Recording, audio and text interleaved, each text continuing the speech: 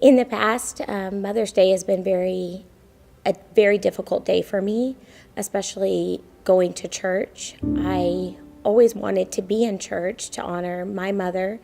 I wanted to honor my friends that were parents, but for as long as I can remember, I wanted to be a mother. And I wanted the little children singing to me. I wanted that to be one of my children.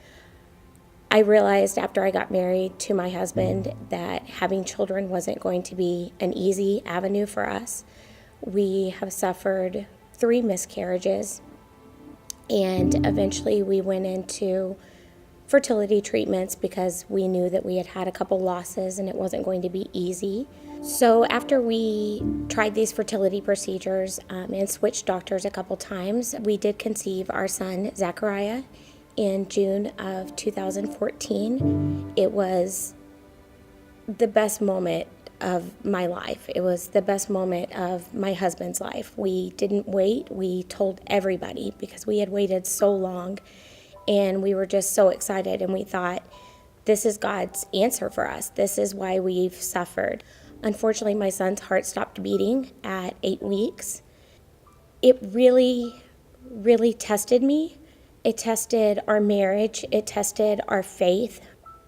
I remember that day that Zachariah's heartbeat stopped as my mother asked me where I wanted to go, and I said, I want to go to church. I want you to drive me to church. I remember thinking when I got here, I'm going to be okay, because when I walked in the door, everyone that I knew and I had loved and had been a leader to me just sat there and cried with me and told me it wasn't fair and that I was right to be hurt and that I didn't need to cover that up, and it was okay to be mad at God. So we proceeded to try to heal from that and get past that, and when we could again, we tried to have a child again. This time we went to IVF, which is a very painful, long, painstaking process. It takes about 7 weeks. They implanted 2 embryos, and neither one of them took. So this made it very difficult for us to realize what is the plan? How am I going to become a mother? We did one more procedure in December of last year, and unfortunately that failed. I had lost my value at that point. I wanted to be a mother.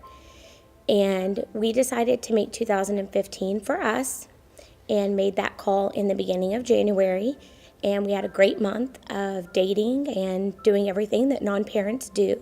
On February 7th, I had an opportunity arise to pick up a toddler in need. My third cousin had dropped off her 3-year-old at an orphanage, and I thought that we were going to meet her that day to talk about taking the 3-year-old out of the orphanage and letting us raise him. Instead, what happened that afternoon was very sudden and could only be God's will. She handed us her baby, her 20-month-old baby, and said, I can't do this. We're house hopping. We're living in cars. We can't do this. And me and my husband made a decision right then and right there. I remember again calling the church and saying, I'm standing in a trailer park to pick up a child. I have nothing at home, and I need you to be my village. The church showed up in a big way. God showed up in a big way that day. By 8 o'clock at night, when I was getting him out of the tub, as I got him out of the tub, we had members of the church and family and friends visiting and just bringing everything that he needed: milk, food, bed, mattress. It was amazing. I've never felt so overwhelmed, and yet I knew in that moment, this was it.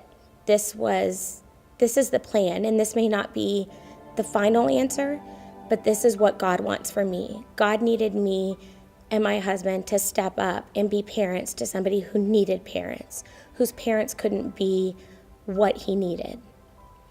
The reason that I want to share my story is I want everyone to know that you're a mother. You're a mother if you have sacrificed. You are a mother if you have lost a child and your child's in heaven. You're a mother if you're a stepmother. You're a mother if you're a legal guardian. You're a mother if you birthed your own kids. You're a mother if you adopted them. God calls us all to be mothers, and that is not always necessarily the same picture.